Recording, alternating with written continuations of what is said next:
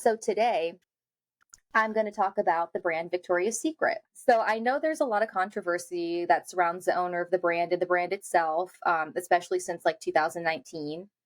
I'm going to do my best to keep it light, bright, and beautiful, but obviously we'll have to touch on some topics that maybe aren't so light and bright. But because we don't want to be naive about what's going on. But I probably won't go into much detail because a lot of it's actually pretty dark. I will give some places if you want more information where you can kind of go. But my sources today are Wikipedia, duh, Business Insider, Zippia.com, Victoria's Secret and Co.com, and then the docuseries from Hulu, which is Victoria's Secret Angels and Demons. So we'll start with the history of the brand. From the Victoria's Secret website, I wanted to give a little synopsis on Victoria's Secret as a brand and what they consider to be Victoria's Secret. And so, yeah, this is a little synopsis on Victoria's Secret from the actual website and how they kind of view the brand themselves. So, Victoria's Secret is the world's largest intimate specialty retailer, offering a wide assortment of modern, fashion inspired collections, including signature bras, panties, lingerie, casual sleepwear, swim, and athleisure, as well as award winning prestige fragrances and body care. Victoria's Secret is committed to inspiring women around the world with products and experiences that uplift and champion them and their journeys while creating lifelong relationships and advocating for positive and equitable change. It sounds nice in theory. Knowing what we know, let's get Yeah. into it. I'm going to do a rundown of kind of the history and how the brand was created. So in 1997, can you imagine? 1977, Victoria's Secret was founded by Roy Raymond and his wife Gay Raymond on June 12th, 1977. The concept of Victoria's Secret was created originally because Roy was actually embarrassed of shopping in lingerie stores for his wife. And he figured other men probably were as well. This is the 70s, though. So we're a little bit more kind of close knit and tight about that stuff. I'm just curious where you're going with this Oh, because when I think of Victoria's Secret, I remember seeing I remember seeing like the cute boy of our class standing outside with his dad while his mom was in there. So I so remember always funny. at the mall So, there's a line of boys. So I'm just curious where you're going with this. okay, totally. So, okay, great. So people are probably confused too. So, yeah. So the original way that the brand was created was actually more catered to men and their shopping experience. So he started with a catalog because it's the 70s. So the catalog was created so you could shop from within your home. And then he actually expanded to opening a store in San Francisco in the same year. And the stores were more centered around men shopping, not women. So it was a little bit different than what we see now because this was catered to the men's shopping experience. And this went on. They opened about 5 or 6 stores, and by 1982, the company was making more than 4 million in annual sales, but the company was actually nearing bankruptcy around this time. In July of 1982, Leslie Les Wexler, who at the time was the owner of L Brands, which is also formerly known as Limited Brands, he acquired Victoria's Secret's 6 stores and the catalog for $1 million. And just to give an idea of kind of where he was at this point, his company had also just previously acquired Express and Lane Bryant just a month prior. So he's racking up the stores in the mall at this point already. And then in 1983, Wexner revamps the Victoria's Secret sale model to gear towards the female customers and the female shopping experience. So we started with an actual male shopping experience, and very quickly after we switched to owned the company, we've switched to now a female model. So we actually never experienced this male shopping experience. That's probably why you're Okay. confused. No, and it still feels that way. Like I mean, men obviously come into the store now more so, but definitely Victoria's Secret is catered to women. It's supposed to make them feel comfortable. And from the research I was doing and even the documentary, it was actually meant to make men uncomfortable in the store. It's meant for females. So it's Ooh. intentionally making men uncomfortable. So I found that fact Hmm. to be men can stand to be a little bit uncomfortable. Women are so uncomfortable in everyday life. You could stand to be a little bit uncomfortable, but I don't like my husband doesn't care. Like yeah. it's so funny. There was this reel I sent him the other day and it talked about your golden retriever husband and he's like, is that me? And I'm like, sometimes. So, like he's just gotta be right there. So I Yeah. don't know. This is interesting. This is funny. And then to give another side of it, I mean, yeah, Eric and I are usually pretty together, my boyfriend, not husband. And but when it comes to Victoria's Secret, like he'll stand in there for a little bit with me, but after a while, like he's definitely uncomfortable. He wants to leave. And I wonder if it's because he's tall. He's 6'2", and I wonder if that just sticks out like a sore thumb to him. Yeah, maybe. I don't know. I'll have to I ask don't him. I'm curious. Yeah. It's not so scary, Aaron. In 1986, the New York Times reported that Victoria's Secret had expanded to 100 stores.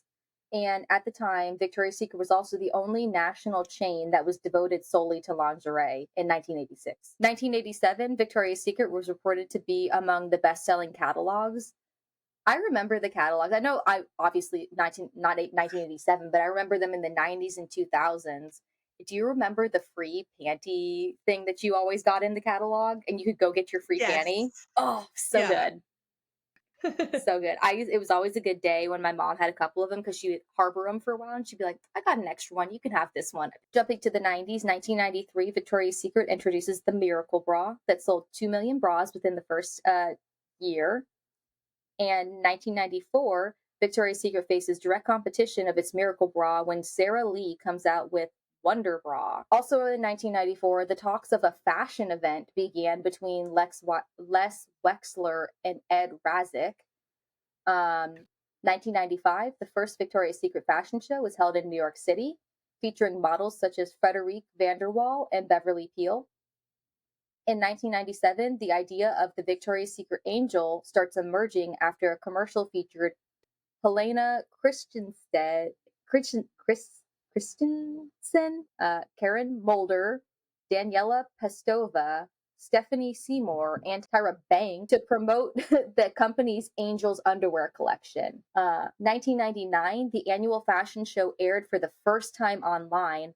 1.5 million viewers tried to tune in, and it crashed the Victoria's Secret website. So it was known as an internet breaking moment. And this was due to a 30-second commercial that aired during the Super Bowl that basically counted down the hours until the Victoria's Secret fashion show. So we know who is trying to watch that fashion show. Yes. And oh my God, I think my favorite part is they actually touch on this in the docuseries. And while the docuseries was kind of dark, there were some fun moments and they touched on this. And they actually had footage of people who were trying to watch it, and you saw these nerdy guys all just sitting and trying to tune in. It was exactly what you think it was. Oh my goodness. So cute. Cute. I guess cute because they're kind of those are the harmless ones. I think. I hope. Yeah, the ones that are looking at the catalog instead of Playboy. Little right though. That's why I feel like they're harmless. 2000, Giselle Bundchen. How do you say her last name? I say Giselle Bundchen, but I could be Bundchen. very wrong. Okay. You heard what she said. Giselle. We all know Giselle. Giselle. Right, yeah. So in 2000, Giselle walks the runway during the brand's annual fashion show in what was the most expensive item of lingerie ever created. It was a 15 million diamond and ruby encrusted fantasy bra. Wow. I've seen the picture, like what it looked. I mean, it was gorgeous. Unnecessarily expensive, but gorgeous. I know it's my thing is when watching these shows, it's like, is that comfortable to wear? Like my arm's gonna rub up against these like jewels and whatnot, No, or whatever. Like, is it realistic to wear this under my shirt?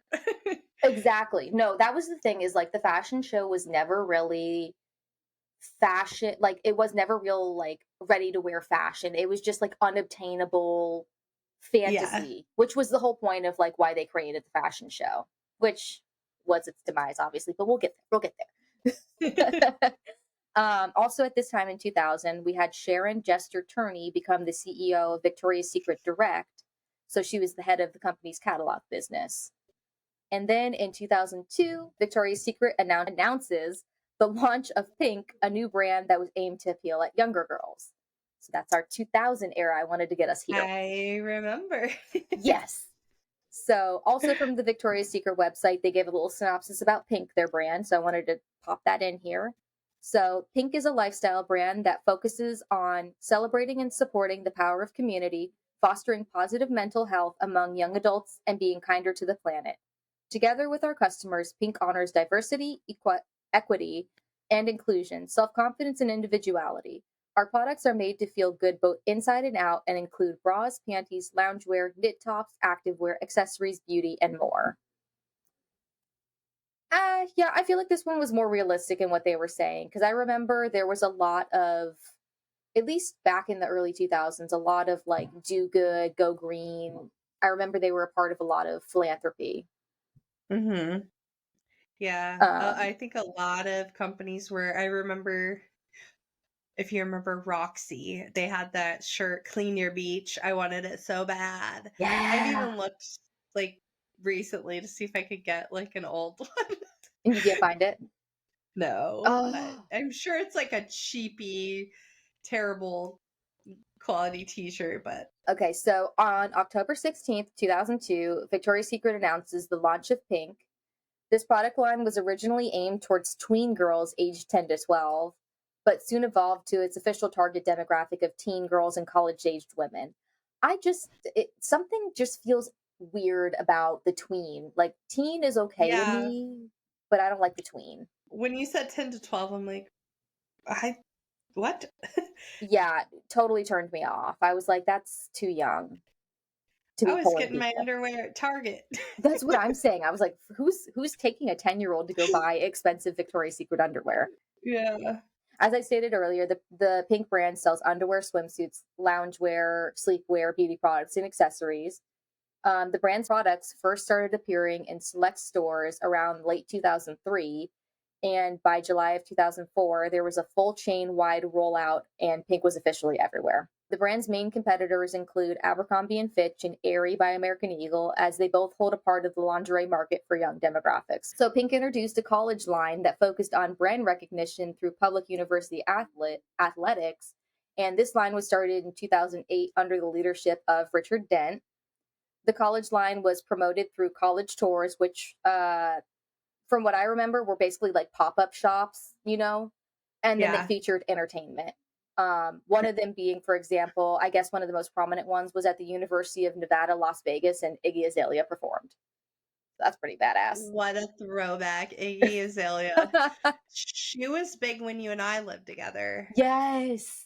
That was like Cause fancy and I everything, right? yeah, cause I think it had to been the Grammys, and Yeah. I remember her performing on the TV in our apartment. My gosh. I remember. But no, I remember the college line, and I want to say that they came to my college, but I almost want to feel like I placed them there because we had so many things come to our student union area, like Yeah, to promote for colleges, um, that I can't remember. But I will say I was fortunate enough. The university I did go to was a part of the college line, so I was able to buy the college stuff. I don't have it anymore though, which I'm so disappointed by. I got rid of it. But I remember that being big. And then after the success of the collegiate line, they expanded to NFL and NBA, MLB teams as well. So they expanded out beyond just college. And Pink is still a widely popular part of Victoria's Secret brand, as we all know. And just like Aerie that I was saying with the American Eagle, you can see a Pink store typically attached to a Secret store in a mall. So it's usually a twofer. Let's get into some brand controversy. So Ed Razik, he was the 70-year-old chief or well, 70-year-old at the time, but chief marketing officer of Victoria's Secret's parent company, L Brands. And he was under scrutiny in November of 2008 when he decided to make some controversial topics while featuring transgender and plus size models in the annual runway show. And he was talking to Vogue when he made these comments. Do you remember when all this kind of came out?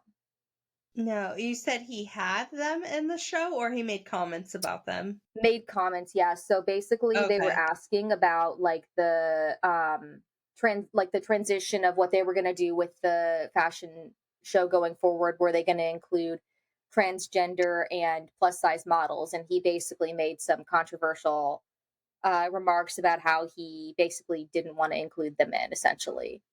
of Um, course he did. right.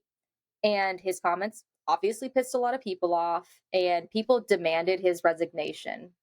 I'm sorry to burst everyone's bubble, but he did not resign. He basically just came out with a formal apology, and I'm not even going to read it on here because I read it online, and it was basically just a oopsie daisy. He didn't take any accountability, essentially, in my opinion, and he is not, because he's still in the same position. Yeah, my words were twisted type of thing. Basically, like, "Oh, I'm so sorry," like a generic sorry with no Yeah. feeling. And then also, obviously, after he made these comments, this caused viewership to go down as people felt that the show was outdated. I mean, outdated, I guess, is the best word you can use, but whatever. And then officially the next year, in November 21st, 2019, the Victoria's Secret announced it would no longer hold the annual fashion show featuring its angels, and this indicated a major change in the marketing strategy. At this time, CFO Stuart Bergdorfer told analysts that the fashion show didn't have a big impact on boosting sales of the brand. I feel like we're not being honest here. Ed Badzik's comments were clearly what was happening, to like what was causing controversy, and the brand was clearly so out of touch at this point that the fashion shows weren't going to do anything to boost sales. There was no correlation to, like, the fantasy was so beyond, Hmm. like it was out of touch for people, in my opinion. And then to touch on some of the docu-series points of the Hulu special, I will just go ahead and say I found it really informative. It was an interesting 3-part series on Hulu. It really does get into Victoria's Secret and Les Wexler as a person, and kind of how he evolved with and through the company throughout the years. I will disclaim it's definitely not for kids. It's a very heavy 3-part series. It's about like an hour a piece. And yeah, if you want more information, watch it on Hulu. But viewer discretion is advised because it does get into some hefty topics. And then just some main points of the series, the docu series. I would say Les Wexler, shady dude. Yeah, so Les Wexler, he was a shady guy. I just want to give a quote that was from an earlier interview that he did. He didn't comment on this actual docu series. They used a lot of interviews that he had done prior, but he didn't want to comment on this docu series, which I don't know why he would want to. But he said, and I quote, "Nobody remembers who sold the most togas in Rome. In terms of legacy, people remember the great villains more than they remember the great heroes." Sounds like a narcissist if I've ever heard. Yeah, I remember that was literally in like the first parts of when I started watching the little series, and I said, he's gonna be fun to watch the rest of this. He's great. Can't wait to see more about him. And then just to piggyback off of how great Les Wexler is as a person, that's sarcasm. He had a very intertwined relationship with Jeffrey Epstein. I'm not going to go into detail about the whole Epstein stuff. If you want to know, do your own research, because it's heavy, it's messy, and it's too dark We're to in, go. yeah, we're in Posh and Plastic here. We keep Thank it you. light, bright, and beautiful. Thank you. So yeah, so he was intertwined with that. And Wexler maintains that Epstein was his financial manager and power of attorney, but that he had no knowledge of his illegal acts that he was indicted on. It's obviously, in my opinion, clear that that's not true, but I'll leave it at that because we don't need to get into it. Um, Ed Radzik, among his controversial, words with Vogue and other news outlets, he's also been alleged to have acted inappropriately on a few occasions, like within the company. And obviously, he denies that, but there are women who have come forward and said that that's true.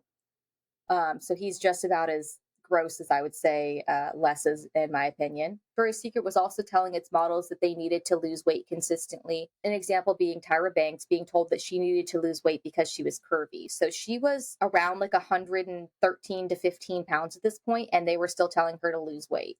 Because, What? yeah, that's what she was commenting, which is absurd to me. Oh my gosh. Was Can you she in the imagine? documentary? She it was like old footage of her, like from before. Oh, okay. Yeah. That's for some people, and she's a tall girl. That's pretty skinny, I'm going to Yeah. assume. So they had really, really unrealistic beauty standards for their models, obviously. And yeah, even for curvy women who clearly like the weight, like, because I think people held on to the weight, like the pound number versus what the body looks like, because everyone's body is different. Weight doesn't mean anything. One person could be 136 pounds and another person 136 pounds, and they're going to look totally different. Mhm. So is just mind-boggling to me. But again, with a guy like Les Wexler, who's holding the reins of the company, it doesn't surprise me that these are the types of things that are happening because Yeah. it's his vision of what he thinks that women want. So, okay. Um, and then just to round out with the brand controversy, for those who don't know, Jax, a TikTok influencer and songwriter slash artist, wrote a song. I think it was in 2021. I may be wrong, but it was around 2021. I think 2020. Called Victoria's Secret, that basically directly calls out Les Wexler and the company for body shaming women and putting unrealistic beauty standards on young girls. So that's Victoria's Secret. Alexa, play Victoria's Secret by Jax.